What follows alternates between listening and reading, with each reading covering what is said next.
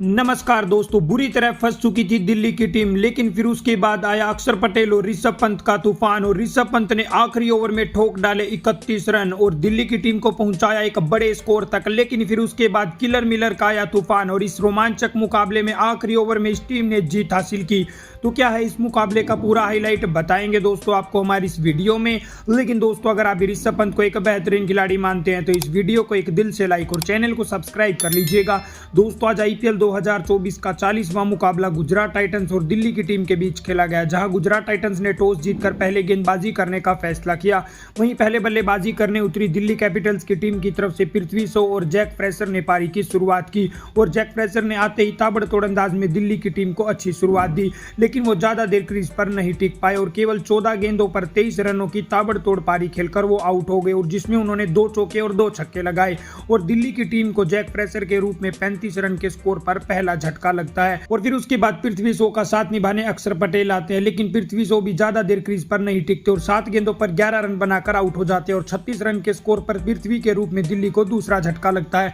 फिर उसके बाद अक्षर पटेल का साथ निभाने साई होप आते हैं, लेकिन इस मुकाबले में साई होप से दिल्ली की टीम को कोई भी होप नजर नहीं आई, क्योंकि वो 6 गेंदों पर 5 रन बनाकर आउट हो गए और दिल्ली की टीम को 44 रन के स्कोर पर तीसरा झटका लगता है। फिर कप्तान ऋषभ पंत अक्षर पटेल का साथ निभाने उतरते हैं और इन दोनों बल्लेबाजों के बीच शानदार पार्टनरशिप होती है। पहले तो ये दोनों बल्लेबाज दिल्ली की टीम को 50 रनों के पार पहुंचाते हैं। फिर उसके बाद अक्षर पटेल काफी ताबड़तोड़ अंदाज में बल्लेबाजी करते हैं और अपना अर्धशतक पूरा करते हैं, और इसी के साथ ये दोनों बल्लेबाज दिल्ली की टीम को 100 रनों के पार भी पहुंचा डालते हैं। और अक्षर पटेल अर्धशतक के बाद काफी ताबड़तोड़ अंदाज में बल्लेबाजी करने लगते हैं और फिर उसके बाद पंत भी दूसरे छोर पर अर्धशतक के करीब पहुंच चुके थे, लेकिन तभी अक्षर पटेल नूर अहमद की गेंद पर 43 गेंदों पर 66 रन बनाकर आउट हो जाते हैं और 157 रन के स्कोर पर दिल्ली को चौथा झटका लगता है। फिर उसके बाद दूसरे छोर पर ऋषभ पंत भी ताबड़तोड़ अंदाज में बल्लेबाजी करते हैं और उनका साथ निभाने ट्रीसन स्टब्स आते हैं, लेकिन आखिरी के 3 ओवरों में ऋषभ पंत काफी तूफानी अंदाज में बल्लेबाजी करते हैं। पहले तो वो अपना अर्धशतक पूरा करते हैं और फिर उसके बाद वो 20वें ओवर में मोहित शर्मा को कुल 31 रन ठोक डालते हैं,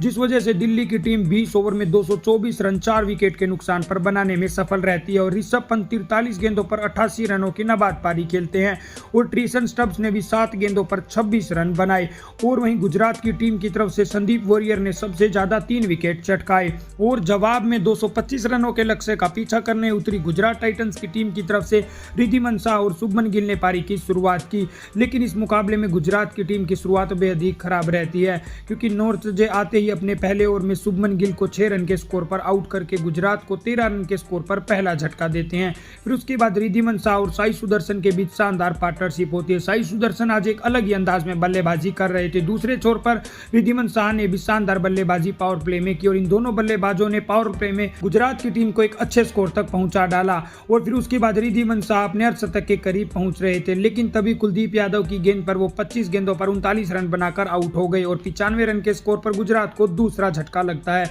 अब यहां से 10 ओवर का मुकाबला और बचा था, लेकिन फिर उसके बाद उमर जजाई भी आते ही 1 रन के स्कोर पर आउट हो गई और दिल्ली की टीम को 98 रन के स्कोर पर तीसरा झटका लगा। फिर उसके बाद साई सुदर्शन का साथ निभाने डेविड मिलर आते हैं, लेकिन साई सुदर्शन और डेविड मिलर एक छोटी सी पार्टनरशिप तो करने में सफल रहते हैं, लेकिन तभी साई सुदर्शन भी 39 गेंदों पर 65 रन बनाकर आउट हो जाते हैं और दिल्ली की टीम 121 रन के स्कोर पर गुजरात का चौथा विकेट चटकाने में सफल रहती है। फिर उसके बाद डेविड मिलर का साथ निभाने शाहरुख खान आते हैं, लेकिन शाहरुख खान भी एक छक्का लगाकर 5 गेंदों पर 8 रन बनाकर आउट हो जाते हैं और 139 रन के स्कोर पर दिल्ली की टीम यहां पर 5वां विकेट गुजरात का चटकाती है। अब यहां से मुकाबला पूरी तरह से फंस चुका था और डेविड मिलर का साथ निभाने राहुल तेवतिया आते हैं, लेकिन राहुल तेवतिया भी कुलदीप यादव का 4 रन के स्कोर पर शिकार हो जाते हैं और 152 रन के स्कोर पर दिल्ली की टीम 6वां विकेट गुजरात का चटकाती है। लेकिन फिर उसके बाद डेविड मिलर काफी ताबड़तोड़ अंदाज में बल्लेबाजी करते हैं और एक ही ओवर में छक्के चौकों की झड़ी लगाकर इस मुकाबले में गुजरात टाइटंस की टीम की वापसी करवा डालते हैं, लेकिन वो भी 23 गेंदों पर 55 रनों की शानदार पारी खेलकर 18वें ओवर में आउट हो जाते हैं। फिर उसके बाद पूरी तरह से मुकाबला दिल्ली की टीम के पास जा चुका था,